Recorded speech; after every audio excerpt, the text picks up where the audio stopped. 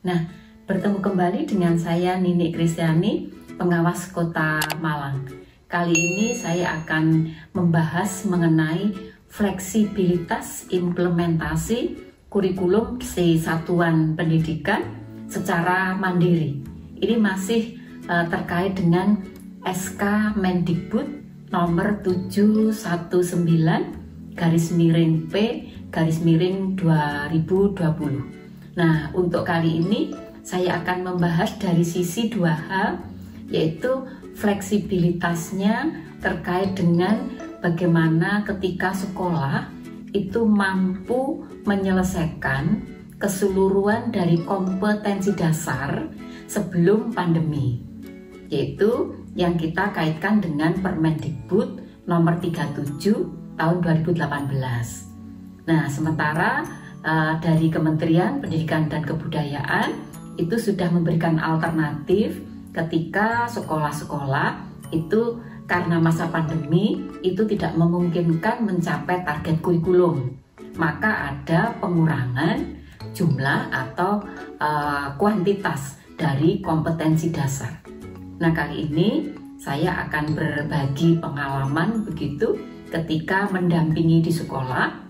Sekolah itu mampu menyelesaikan keseluruhan dari kompetensi dasar, namun strateginya itu pembelajarannya diterapkan menggunakan tematik terintegrasi atau menggunakan pendekatan STEM.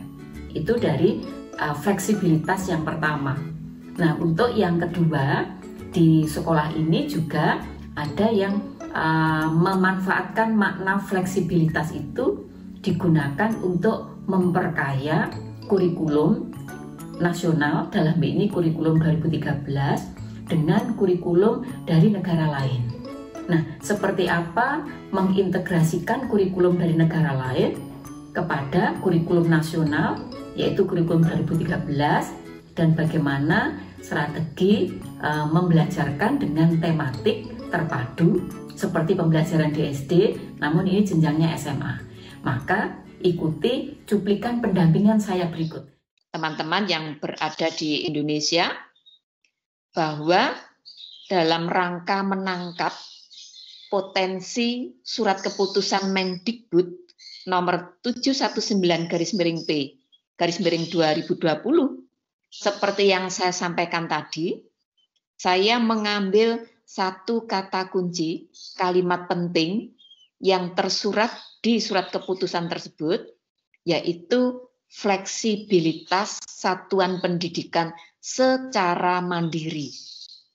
Nah, fleksibilitas itu berarti fleksibel, tidak terikat, dan itu disesuaikan dengan potensi yang ada di satuan pendidikan masing-masing.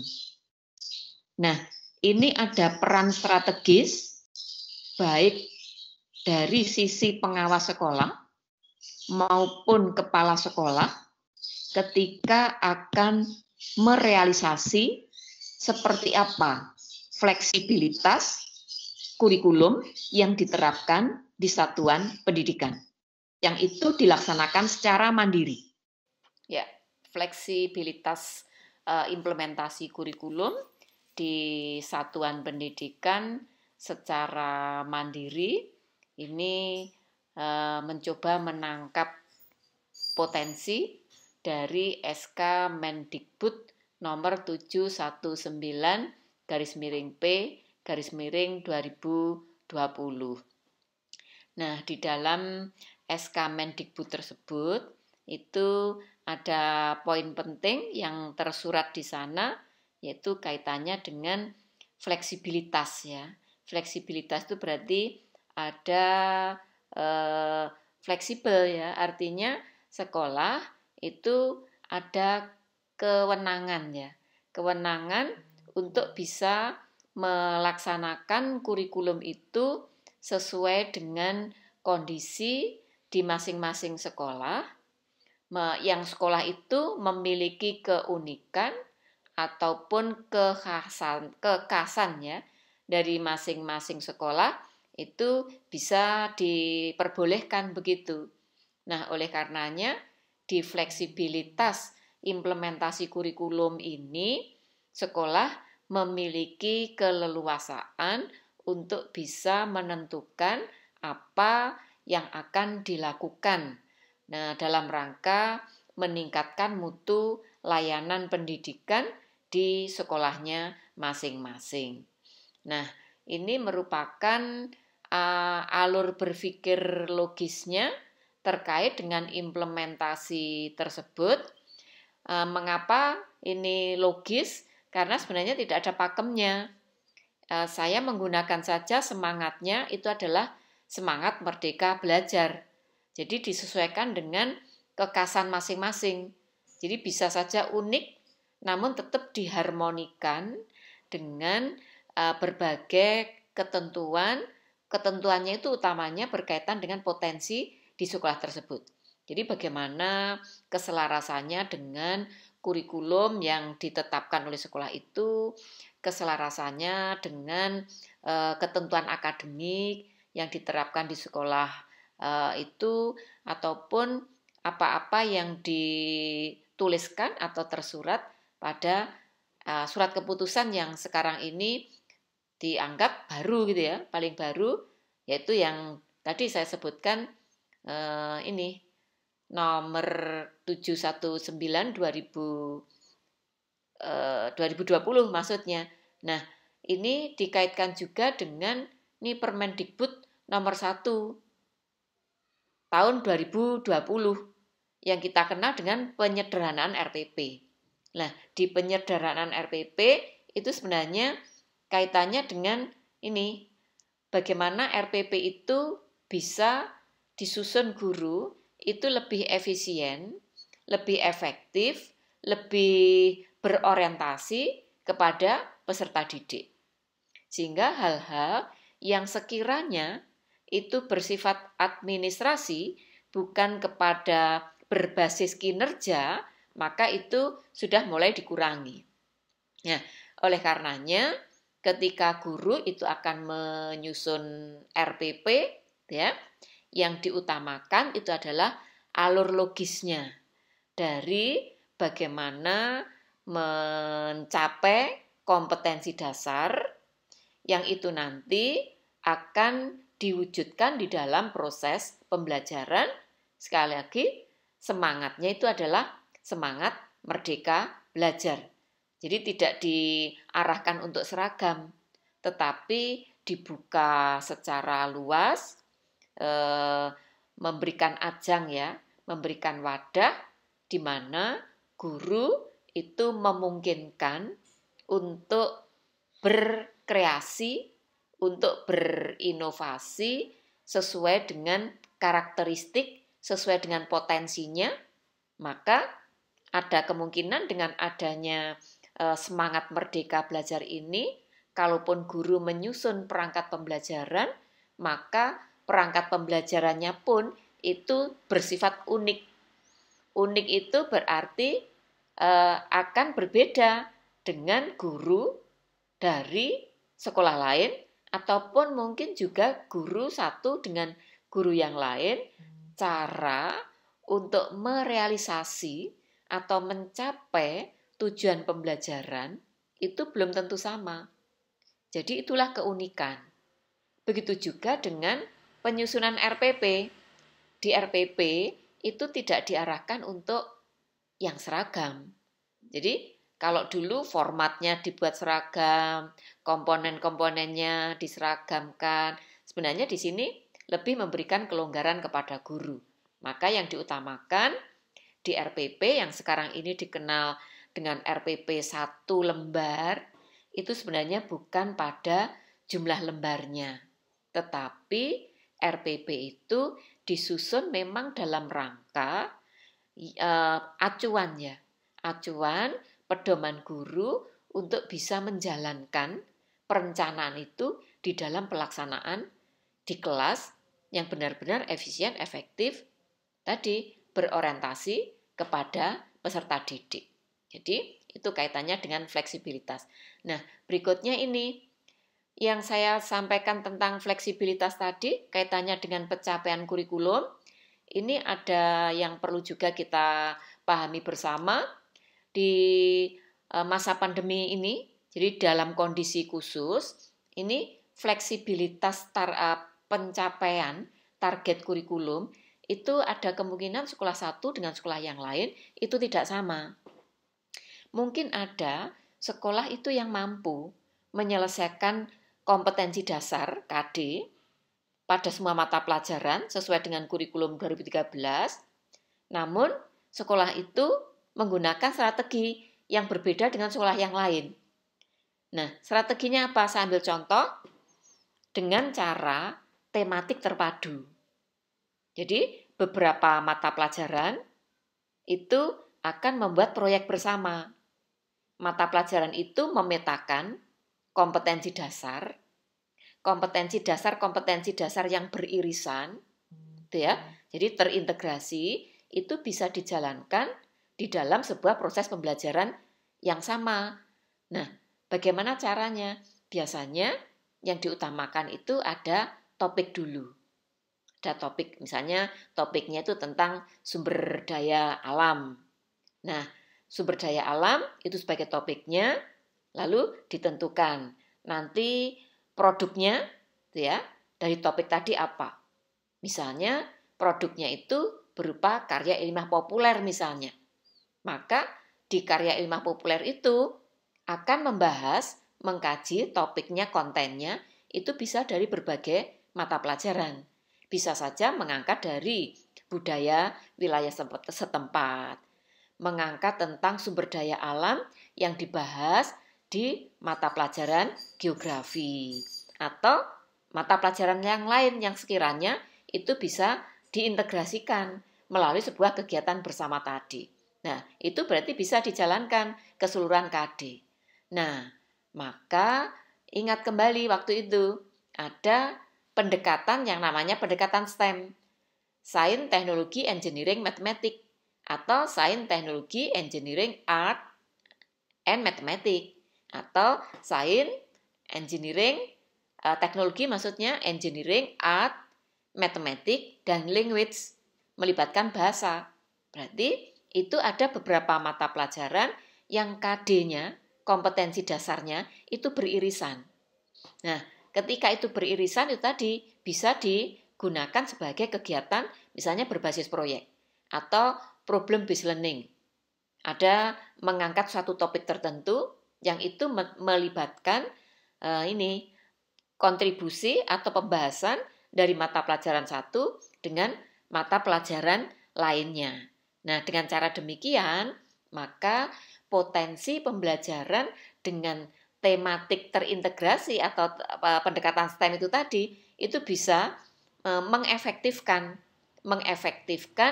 jumlah KD, kompetensi dasar, itu di masa kondisi khusus ini, pandemi COVID-19 ini. Nah, namun sekiranya Bapak Ibu guru itu tidak memungkinkan bisa menjalankan dengan strategi yang saya sampaikan, maka guru-guru, teman-teman guru maksudnya mata pelajaran itu dari kementerian dalam hal ini di Kemdikbud ya, itu disediakan alternatif, yaitu KD-nya yang sudah disederhanakan jumlahnya berkurang dari SK Kabalitbang nomor 018-H-KR-2020. Nah, namun kalau para guru di sekolah binaan Ibu dan Bapak sekalian itu bisa menerapkan pembelajaran tematik ini, maka pembelajaran yang sifatnya kontekstual, pembelajaran yang mendorong higher order thinking skill, yang melibatkan keterkaitan satu bidang dengan bidang lain, sehingga akan terjalin kolaborasi, komunikasi, kreativitas, yang itu merupakan ini kecakapan abad 21, itu bisa dicapai.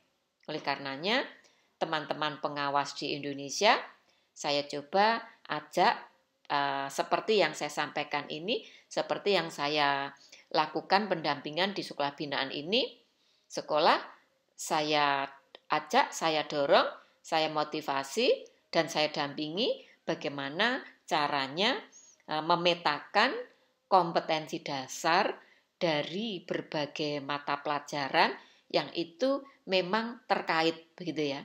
Itu dilaksanakan atau dilakukan pembelajarannya itu dengan tematik. Jadi seperti di SD. Di SD itu tematiknya terpadu.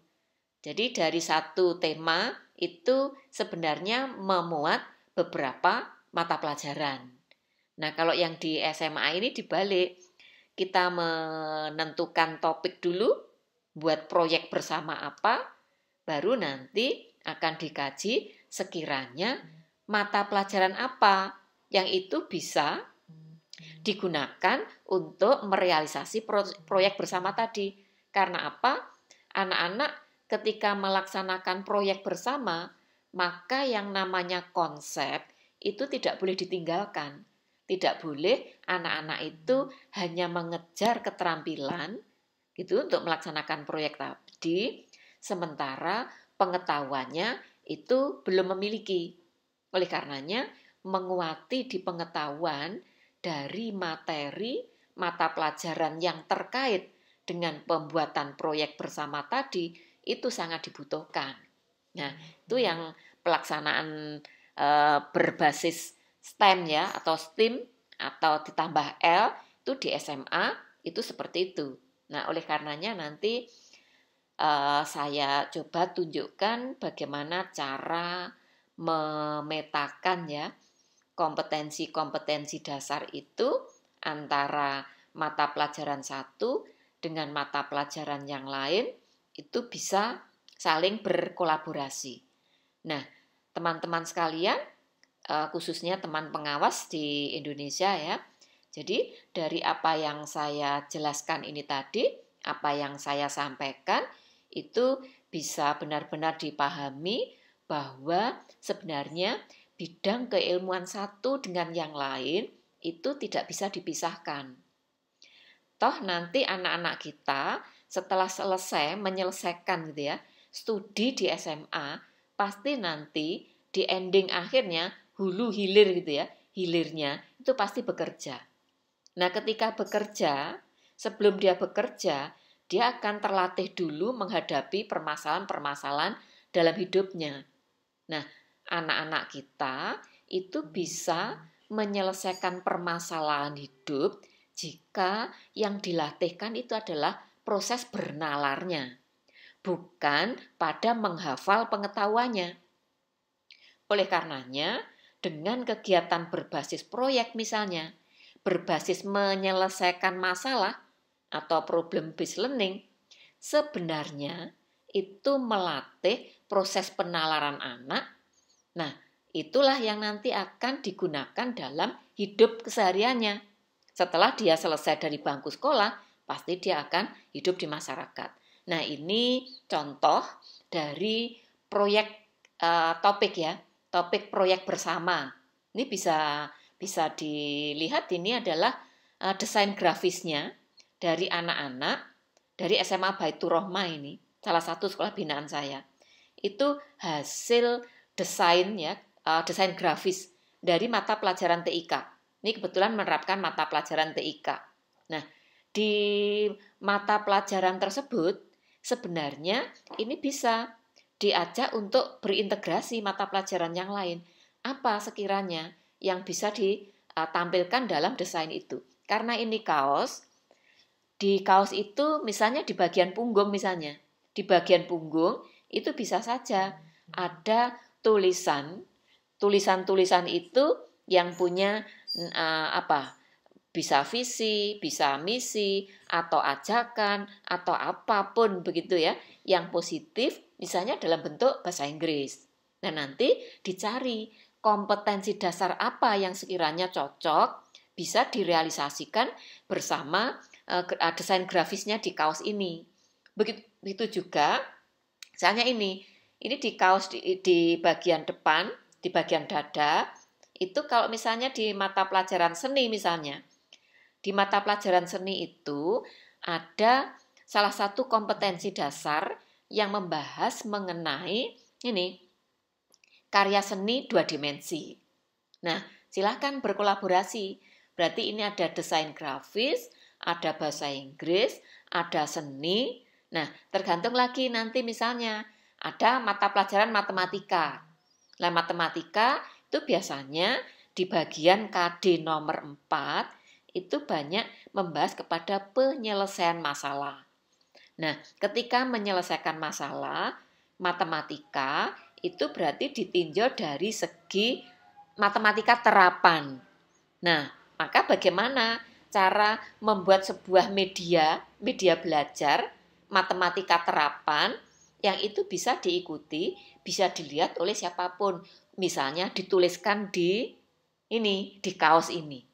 Berarti itu sudah bisa mengintegrasikan berkolaborasi dengan mata pelajaran matematika. Jadi sudah ada berapa? Ada banyak tadi. Ada desain grafis, ada matematika, ada bahasa Inggris, kemudian ada seni rupa tadi. Nah, maka ada kemungkinan dengan cara-cara seperti ini akan terjalin integrasi antara mata pelajaran satu dengan mata pelajaran lain dalam sebuah aktivitas atau proyek bersama atau kasus yang mungkin bisa diselesaikan bersama-sama oleh mata pelajaran yang saling beririsan. Nah, dengan cara seperti itu, seperti yang saya sampaikan tadi, lebih efisien, lebih efektif. Sehingga penerapan dari kurikulum 2013 ya terkait dengan capaian kompetensi dasar nomor 3 dan 4 ya, pengetahuan dan keterampilan itu bisa tercapai dengan baik. Nah, nanti bisa saja ini dikaitkan dengan mata pelajaran agama, mata pelajaran PPKN. Ketika misalnya ada KD-KD tertentu dari PPKN atau dari mata pelajaran agama yang itu sekiranya cocok dengan topik tema dari desain grafisnya kaos ini. Nah, bisa saja nanti dituliskan di bagian mana dari kaos itu. Nah, itu bisa. Lalu, misalnya membahas tentang bahan kaos. Ketika bahan kaos itu melibatkan bahan-bahan kimia, di mana bahan-bahan kimia itu ternyata juga dibahas di dalam salah satu kompetensi dasar pada materi tertentu misalnya. Ya, itu membahas tentang bahan yang itu sebenarnya merupakan bahan dari entah pewarnaan kaos, entah bahannya dari kaos, kemudian entah itu warna dari gambar-gambar atau logo-logonya yang ada di kaos, itu juga bisa diintegrasikan lagi. Berarti bisa saja ini gandeng mata pelajaran kimia, matematika, bahasa Indonesia, bahasa Inggris, seni rupa, desain grafisnya tadi. Nah, ini pembelajaran akan semakin efektif. Jadi, satu kali kegiatan, nanti siswa-siswi kita itu bisa dilatih proses bernalarnya dengan cara mengintegrasikan pengalaman belajarnya lewat proyek bersama ini. Nah, ini jelas bahwa yang namanya keilmuan itu di dalam kehidupan itu tidak bisa terpisah sebenarnya. Makanya ketika menyelesaikan masalah, ya, yang dibutuhkan itu sebenarnya bukan konsep. Anak yang pinter hafal terkait dengan materi, tetapi dia tidak bisa menerapkan materi yang dihafal, begitu dia mengalami masalah, maka anak itu akan gagal dalam hidupnya. Dia karena bisa saja frustasi, karena tidak mampu menyelesaikan masalah. Nah, oleh karenanya perubahan paradigma di dalam pembelajaran itu, di situ sebenarnya bagaimana dari tekstual menuju kontekstual. Nah, ini sesuai dengan SK Mendikbud nomor 719/2020 itu. Jadi pembelajaran itu yang diarahkan kontekstual dan bermakna dalam hidupnya. Nah, ini tadi yang saya ceritakan. Ini adalah bagaimana pembelajaran yang terintegrasi. Misalnya akan membuat topiknya itu diarahkan ke bisnis. Ini merealisasi dari makna SK Mendikbud 719/2020 tadi, bahwa arahkan pembelajaran itu bermakna dan menghantarkan ke masa depannya. Nah, di sini ada contoh-contoh mata pelajaran yang itu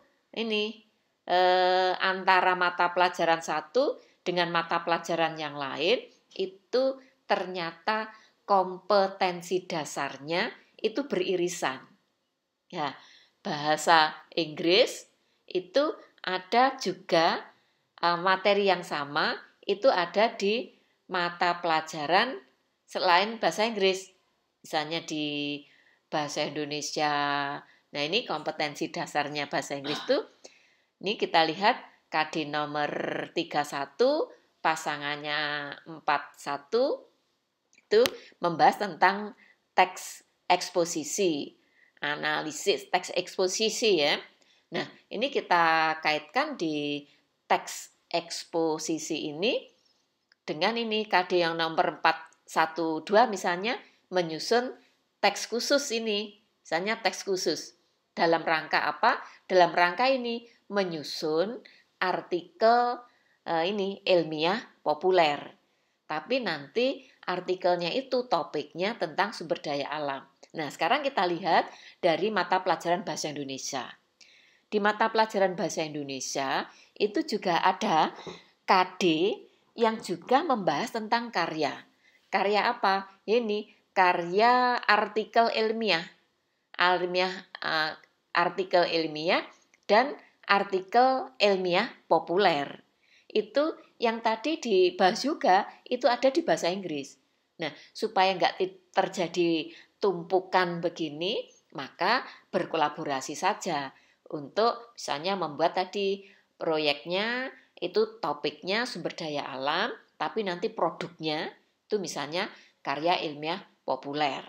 Tuh, berarti sudah ini menghubungkan, mengaitkan dua mata pelajaran, bahasa Inggris dan bahasa Indonesia. Kemudian di samping itu masih ada potensi mata pelajaran yang lain yang itu sebenarnya juga bisa saling berkaitan begitu atau bisa dikaitkan.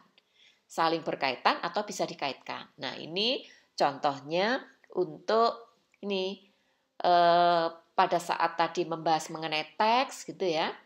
Membahas teksnya nanti akan berupa karya ilmiah populer, kita coba kaitkan dengan ekonomi. Di mata pelajaran ekonomi. Ini ada mata pelajaran ekonomi itu menganalisis konsep, lalu menyajikan hasil perhitungan. Nah, ada menyajikan hasil perhitungan. Perhitungan apa? Perhitungannya itu kaitkan lagi nanti dengan mata pelajaran yang lain. Di sini perhitungan itu pendapatan nasional. Perhitungan pendapatan nasional. Nah, ketika yang diangkat nanti pendapatan nasional itu berangkat dari hasil sumber daya alam yang itu dipelajari di geografi misalnya, ya, maka ada kemungkinan nanti mata pelajaran selain tadi bahasa Inggris, bahasa Indonesia, kemudian ekonomi, berikutnya masih ada lagi, itu misalnya di geografi, itu bisa dikaitkan lagi. Jadi terintegrasi, beririsan. Nah, jadi nanti akan semakin efisien. Nih di geografi itu tadi. Di geografi itu membahasnya itu tentang cara melakukan pemecahan, misalnya di geografinya ya, membuat peta persebaran sumber daya alam. Peta persebaran. Nah, nanti peta persebaran sumber daya alam itu kaitkan dengan pendapatan nasional tadi. Berarti nyambung kepada ekonomi. Berarti KD-KD ini itu sebenarnya bisa ditelaah ya, ditelaah, dipilah KD-KD mana dari mata pelajaran yang sekiranya itu bisa saling beririsan tadi untuk membuat kegiatan bersama, membuat proyek bersama tadi. Itu ya. Oke. Nah, Berikutnya, kalau kita sandingkan lagi, kita telaah lagi pada mata pelajaran yang lain, itu bisa ternyata, yaitu di sosiologi. Di sosiologi, di sosiologi itu dekat dengan kehidupan. Berarti ketika akan menjabarkan, ini KD, misalnya KD nomor 4-nya dilihatnya. Di KD nomor 4, itu di sosiologi itu terkait dengan respon kehidupan di masyarakat. Nah, maka bagaimana cara begitu ya, cara untuk tadi dampak dari penghitungan nasional tadi yang ada di mata pelajaran ekonomi, kaitkan dengan kehidupan yang ada di masyarakat, pola hidup yang ada di masyarakat, itu seperti apa. Nah, itu ada kemungkinan berkaitan juga dengan mata pelajaran yang lain seperti yang saya sebutkan tadi. Jadi dari sini mata pelajaran bahasa Inggris, bahasa Indonesia, matematika, itu berkaitan. Nah, sangat mungkin juga itu PJOK. Ketika PJOK itu membahas tentang manfaat jangka panjang partisipasi dalam aktivitas fisik secara teratur. Nah, ini nanti ada kaitannya dengan kehidupan. Ya, jadi ini beberapa mata pelajaran yang tadi sudah saya sampaikan itu memang bisa saling berkaitan, bisa berkolaborasi gitu ya. Jadi yang sudah saya sampaikan itu mata pelajaran bahasa Inggris, bahasa Indonesia, matematika, geografi, sosiologi, gitu ya. Nah, di sosiologi itu berkaitan dengan kehidupan di masyarakat. Maka ketika membahas tentang mata pelajaran PJOK yang di sini misalnya KD 4 itu mempresentasikan jangka panjang kaitannya dengan olah fisik ya, keteraturan di olah fisiknya. Nah, itu nanti juga akan berkaitan dengan kehidupan gitu ya. Nah, ketika itu membahas tentang kehidupan di masyarakat itu pasti nanti bisa dikaitkan dengan sosiologi. Gitu ya. Nah, maka dari itu bisa saja PJOK itu akan berintegrasi gitu ya, saling berkaitan itu dengan sosiologi atau juga ini matematika. Karena sebenarnya matematika yang dibutuhkan sekarang ini itu bukan matematika dalam arti konsep matematika, tapi lebih kepada matematika terapan yang dilatihkan alur berpikir logis sistematis dari terapannya matematika. Begitu juga dengan seni. Seni itu menjadi bagian dari keseluruhan kehidupan, itu bisa dikaitkan karena seni itu bisa diambil dari sisi estetikanya. Sehingga ketika akan menyusun artikel ilmiah populer ya, dengan topik sumber daya alam, maka ini bisa melibatkan dari sisi seninya itu ditinjau dari segi estetika yang mana. Mungkin tampilan, dari backgroundnya tulisan. Tulisan itu misalnya mau diunggah di website sekolah. Atau sekarang ini karena banyak daring, itu sifatnya itu digital. Ini kok digital, itu dibuat semenarik mungkin, melibatkan seni itu sangat mungkin. Itu ya. Jadi di sini baik itu mata pelajaran satu dengan yang lainnya itu sebenarnya saling terkait, gitu ya. Begitu juga dengan sejarah, kemudian PPKN, pendidikan agama, itu bisa dipetakan. Jadi alurnya sebelum memetakan KD, tentukan dulu itu topiknya apa.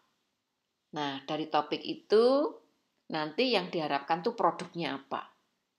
Itu dibuat kegiatan pembelajaran berbasis proyek.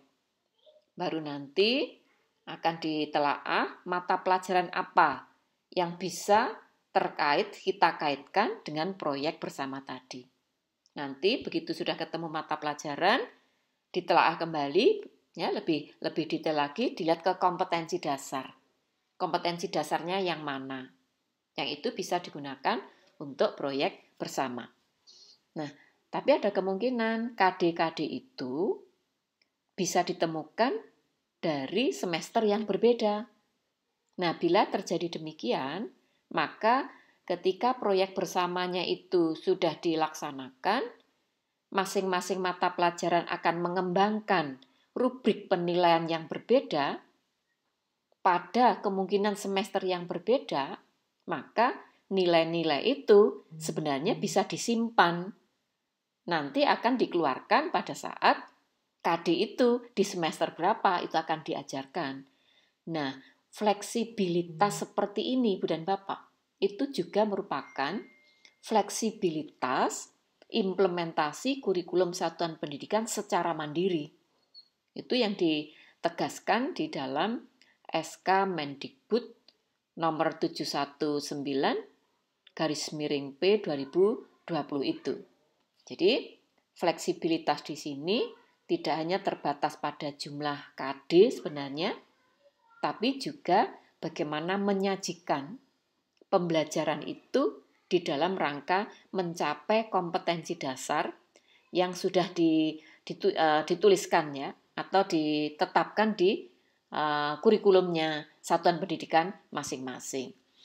Nah, maka di sini dituntut teman-teman guru itu untuk bisa ya berkreasi, bisa berinovasi.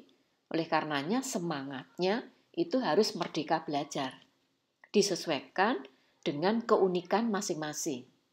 Makanya ada di era merdeka belajar ini yang diutamakan itu adalah bukan pada keseragaman, tetapi adalah keberagaman. Keberagaman untuk mencapai tujuan yang sama. Yang samanya ya pencapaian kompetensi dasar itu tadi. Sama-sama mencapai tujuan pembelajaran. Nah, tujuan pembelajaran itu sebenarnya ya kompetensi dasar itu. Ya. Nah, maka kalau ini dari sini kan ada 12 mata pelajaran ini. 12 mata pelajaran yang bisa berintegrasi ya, bisa berkolaborasi bersama-sama menyusun proyek bersama. Nah, kalau itu dilaksanakan kemarin sebelum pandemi, itu pelaksananya sudah pasti itu tatap muka. Tapi karena ini masa pandemi, maka proyeknya itu bisa saja blended learning. Jadi perpaduan antara daring dan luring atau mungkin full daring semua. Tapi disesuaikan dengan zona di wilayahnya masing-masing. Seperti kok di Kota Malang, ini zonanya zona merah. Sehingga yang dominan itu sebenarnya lebih kepada daringnya. Jadi seperti itu. Nah, Ibu dan Bapak sekalian, kita masih berpikirnya itu terkait dengan ini penjelasan tematik tadi ya, tematik terpadunya tadi. Mudah-mudahan apa yang saya sampaikan terkait dengan tematik terpadu, Ibu dan Bapak itu bisa memahami penjelasan saya. Nah, sekarang saya akan beralih kepada penjelasan berikut ini. Tadi sudah saya ceritakan, fleksibilitas satuan pendidikan itu maksudnya fleksibilitas implementasi kurikulum ya, secara mandiri tadi. Itu sudah saya ceritakan, ini keterkaitannya dengan ini penyederhanaan RPP dalam rangka semangat merdeka belajar. Jadi kalau sekolah itu melaksanakan pembelajaran yang misalnya tadi tematik terpadu itu tidak apa-apa. Nah, berikutnya ini capaian fleksibilitas capaian target kurikulum. Ini kalau di sekolah itu mampu menyelesaikan semua dari kompetensi dasar seperti yang ada di Permen 37 2018, ini tidak apa-apa, fleksibel ya. Tapi Mungkin dengan cara ini tadi tematik terpadu tadi dengan pendekatan STEM tadi. Namun apabila tidak memungkinkan, maka di kementerian, di Kemdikbud itu sudah menyediakan alternatif. Di alternatifnya itu adalah ini menggunakan SK Kabalitbang nomor 01/8/H/KR 2020. Nah, strateginya ini memanfaatkan potensi pembelajarannya itu dengan tematik terintegrasi atau menggunakan pendekatan STEM. Ya, jadi menegaskan kembali tadi ya, kita bisa memanfaatkan potensinya dari pembelajaran menggunakan pendekatan STEM ya. Tadi sudah saya ceritakan, ini ada satu ilustrasi dari yang dilaksanakan di salah satu sekolah binaan itu ya. Itu melaksanakan pembelajarannya itu lebih kepada ini mengintegrasikan mata pelajaran itu dalam kegiatan proyek bersama. Itu merupakan satu model fleksibilitas. Nah, sekarang yang kedua, fleksibilitasnya itu dalam rangka memperkaya kompetensi dan dengan ini maksud saya antara kurikulum nasional dengan kurikulum negara asing. Nah, kurikulum nasionalnya itu yang dimaksud ya kurikulum 2013. Itu diperkaya. Jadi, kurikulum nasionalnya itu wajib diberikan namun ditambah. Nah, ini untuk mengikuti itu perlu kita petakan dulu. Yang pertama itu memang pemetaan. Pemetaan dari kompetensi dasar.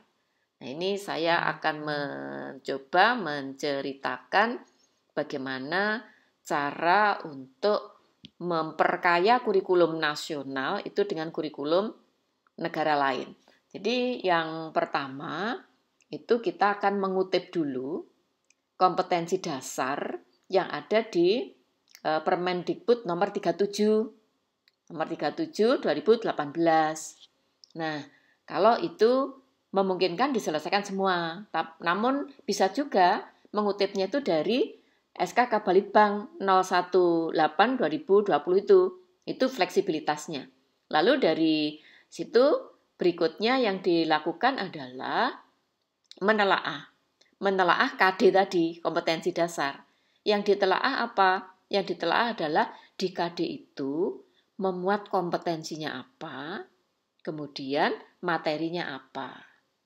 Ya, jadi kompetensinya apa, materinya apa. Itu untuk kurikulum nasionalnya. Kemudian dijajarkan dengan kurikulum dari negara lain. Untuk kurikulum yang dari negara lain, itu alurnya sama. Basic kompetensisnya dari kurikulum yang akan ditambahkan ke kurikulum nasional, itu apa? Basic kompetensisnya. Nah, nanti dari basic kompetensisnya itu juga sama seperti menganalisis di kurikulum nasional tadi. Kompetensinya apa? Lalu berikutnya materinya itu apa? Nah, setelah itu sudah dipetakan, jadi kompetensi di kurikulum nasional itu sudah terpetakan, materinya terpetakan. Begitu juga basic kompetensisnya kurikulum negara asing itu sudah terpetakan kompetensi dan subject matter-nya ya atau materinya, maka itu menjadi bagian dari ilustrasi pola pikir kita.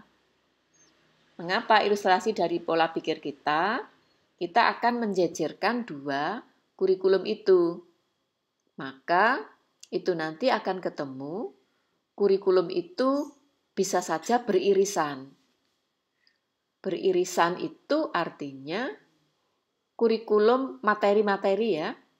KD-KD tertentu itu juga ditemukan persis seperti basic competencies-nya dari kurikulum negara asing. Itu beririsan namanya. Nah, untuk yang beririsan tidak apa-apa, yang penting tapi sudah dipetakan. Dan itu harus juga tertuliskan di dokumen satunya. Karena dokumen satu itu nanti akan menjadi acuan untuk penyusunan dokumen 2 dan dokumen 3. Dokumen 2 itu silabus, dokumen 3-nya itu adalah RPP. Jadi kalau akan menyusun lesson plan dengan kompetensi dasar yang diperkaya dari negara lain, itu tetap memiliki acuan dasarnya itu dari kurikulum nasional dulu. Kurikulum dalam hal ini kurikulum 2013. Jadi hal-hal demikian itu harus dipahami oleh Bapak Ibu guru. Nah, karena pendampingan akademik itu membutuhkan teman-teman pengawas, maka pengawas ini harus tahu persis. Jadi mudah-mudahan video ini bisa menjadikan inspirasi bagi teman-teman pengawas. Nah, ini adalah bagiannya yang tadi saya katakan sebagai interseksinya ya. Interseksi irisannya. Irisan antara kurikulum nasional dan kurikulum negara asing. Tuh. Nah, di bagian tengah ini merupakan irisannya. Nah, ketika ini sudah dipetakan seperti ini, maka irisan itu kemungkinan ada 3 kemungkinan ini ya. Tapi perlu dicatat ya, kurikulum nasional ini harus wajib diberikan semua begitu. Akan menambah itu silakan, tapi kurikulum nasional ini wajib diberikan. Nah, biasanya SMA Plus itu ada kemungkinan akan menuju SMA SPK. Satuan Pendidikan Kerjasama. Tapi belum tentu semua SMA Plus itu akan menuju ke SPK. Tapi ini adalah plus, namanya plus itu inovasi. Ini merupakan bagian dari inovasi. Yang di antaranya yang saat ini saya melaksanakan pendampingan akademik ini di SMA Karis. SMA Karis di Kota Malang ya. Jadi saya menekankan kembali setelah kurikulum nasional itu sudah disandingkan dengan kurikulum negara lain, negara asing yang akan ditambahkan, maka interseksi atau irisan itu ada kemungkinan ada tiga peluang. Peluang yang pertama itu kemungkinan irisannya itu sama persis. Materinya sama persis, kompetensinya ya sama antara 2 kurikulum tersebut. Jadi beririsan, sama. Lalu kemungkinan yang kedua, kurikulum nasional, jadi kurikulum kita, kurikulum 2013 itu lebih dalam dan lebih detail, lebih luas, lebih detail dari kurikulum negara asing yang akan kita gunakan untuk menambah kurikulum nasionalnya. Tapi ada kemungkinan juga sebaliknya, kurikulum dari negara asing itu kompetensi maupun materinya itu lebih dalam, lebih luas, atau mungkin juga lebih detail. Nah, jika terjadi demikian, setelah dipetakan, ditemukan lebih dalam, lebih luas, gitu ya, lebih luas, lebih detail begitu, maka itulah yang ditambahkan ke kurikulum nasional. Nah, dengan ditambah kompetensi-kompetensi dasar yang ada di mata pelajaran yang sama, tapi tidak ditemukan di kompetensi dasarnya kurikulum nasional, itulah yang ditambahkan. Itulah yang namanya kurikulum diperkaya. Nah, kalau sudah diperkaya, berarti yang diperkaya ini ada dua macam kemungkinan. Macam yang pertama itu berasal dari kompetensi dasar yang memang sama sekali tidak ditemukan di mata pelajaran, di kompetensi dasarnya ya, mata pelajaran di kurikulum nasional atau di K13. Itu yang pertama. Yang kemungkinan yang kedua, itu ada materi sama ada, tetapi lebih dalam, lebih detail dibanding kurikulum nasional, kurikulum 13. Maka itulah yang ditambahkan di kurikulum di sekolah plus ini, SMA plus. Nah, maka dokumen kurikulum ini harus tertulis, tersurat di dokumen 1. Karena sekali lagi, itulah nanti yang akan menjadi acuan di dalam melaksanakan pembelajaran dan penilaian. Dan juga sekolah tahu persis di mana letak penambahannya, di mana letak memperdalamnya, memperluasnya pada kompetensi, pada materi tertentu. Nah, jika teman-teman itu bisa memetakan seperti ini tadi, yang namanya fleksibilitas itu fleksibilitas yang punya dasar, terus punya arah yang jelas. Khawatirnya sudah menambah dari kurikulum negara lain, tetapi tidak tahu juga apakah itu juga ditemukan di kurikulum nasional, di kurikulum kita, terus kita nambah hanya dalam bentuk bahasa Inggris saja, tapi padahal semuanya sama, nah itu menjadi rugi. Lebih baik kita tetap menggunakan kurikulum kita. Namanya plus, itu berarti menambah. Yang tidak ada, yang belum ada, itu ditambah, diperkaya. Ya, jadilah menjadi kurikulum yang diperkaya. Jadi, seperti itu mudah-mudahan teman-teman pengawas, teman-teman kepala sekolah, tim pengembang sekolah, tim pengembang kurikulum, itu mengerti alur ini. Lah alur ini tidak ada pakemnya sebenarnya. Ini logis, sistematis logis. Berpikir logis saja ini. Semacam terapan matematika saja ini sebenarnya. Semangatnya merdeka belajar. Oleh karenanya, gambar yang saya tampilkan di slide itu pun, itu gambar alur berpikir logis yang saya buat sendiri. Nah, kalau itu logis, sistematis, kemungkinan bisa diikuti dengan dasar yang jelas, maka fleksibilitas implementasi kurikulum itu bisa dipertanggungjawabkan begitu. Nah, ya, ini contohnya. Jadi setelah melalui proses berpikir tadi, berikutnya ini, teman-teman guru pengajar itu baiknya membuat pemetaan.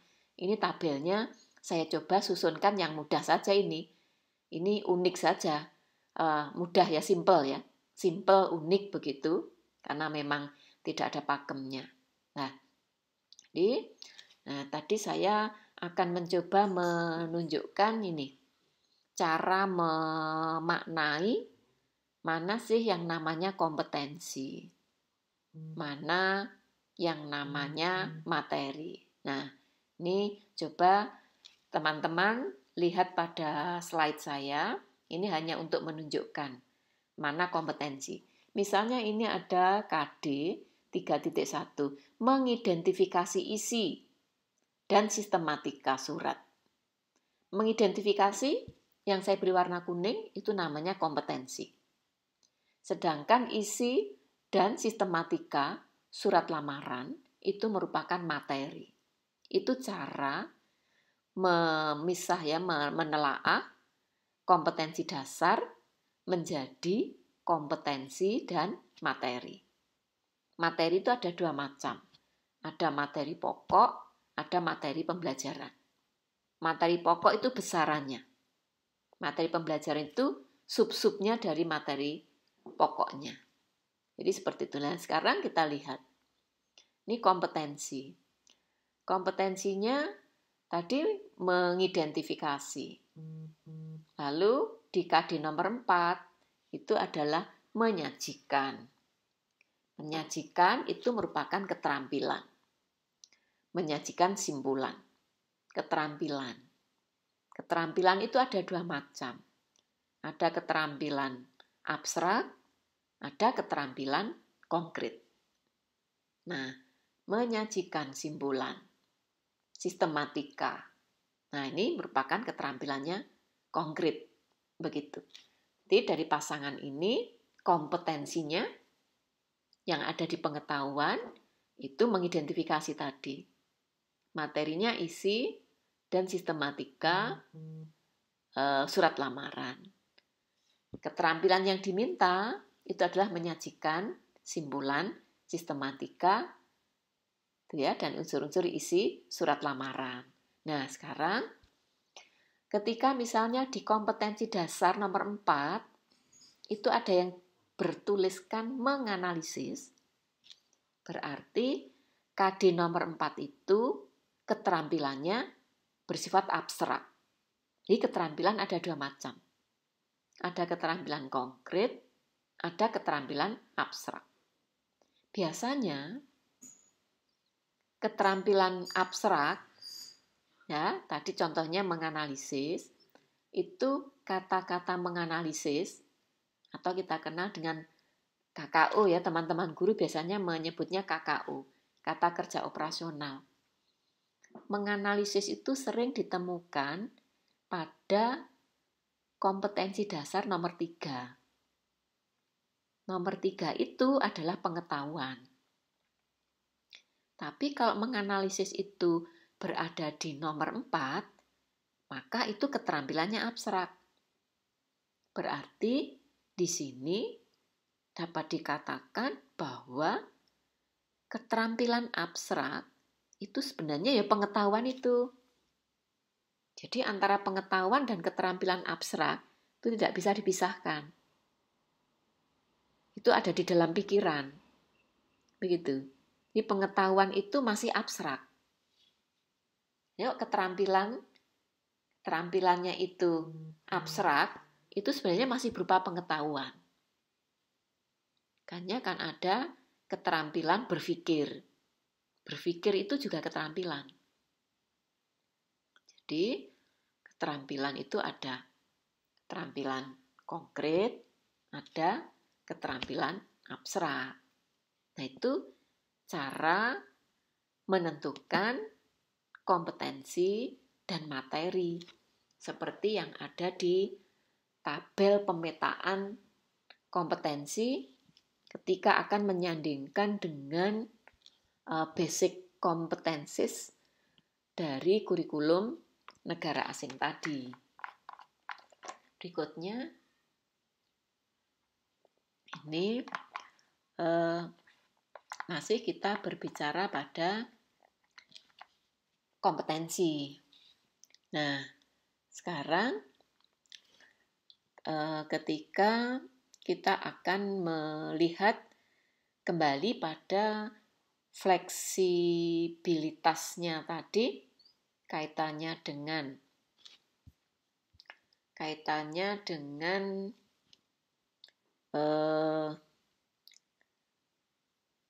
penjelasan terkait dengan menyandingkan dua kurikulum, yaitu kurikulum nasional, kurikulum 2013 dengan kurikulum negara asing.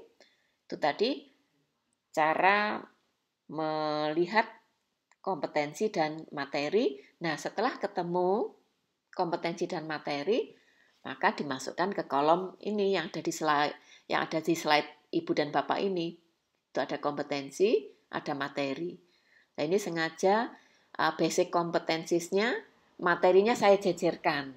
Saya jejerkan tuh supaya mudah melihat materi ya, materi pembelajaran di kurikulum nasionalnya itu apa, materi di kurikulum negara asing itu apa, apakah interseksinya itu sama persis, atau lebih ringan, lebih dalam, seperti yang saya sampaikan tadi, atau memang di kurikulum asing itu sama sekali tidak ditemukan materinya, itu tidak ditemukan di mata pelajaran yang akan diperkaya.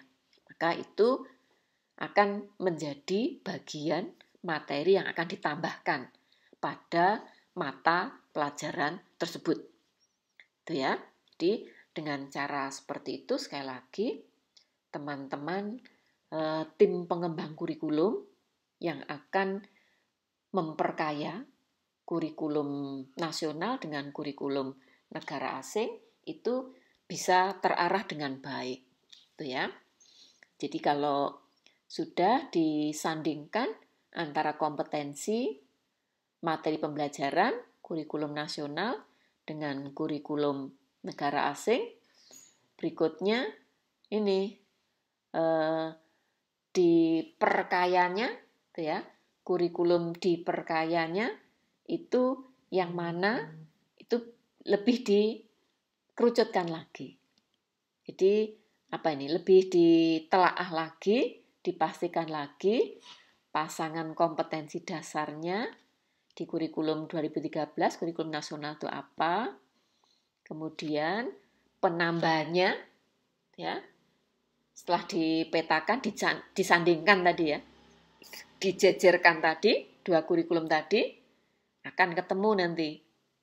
Nah, dari situ kompetensi yang ditambahkan apa, kemudian materinya yang ditambahkan itu apa saja, jadilah nanti kurikulum diperkaya.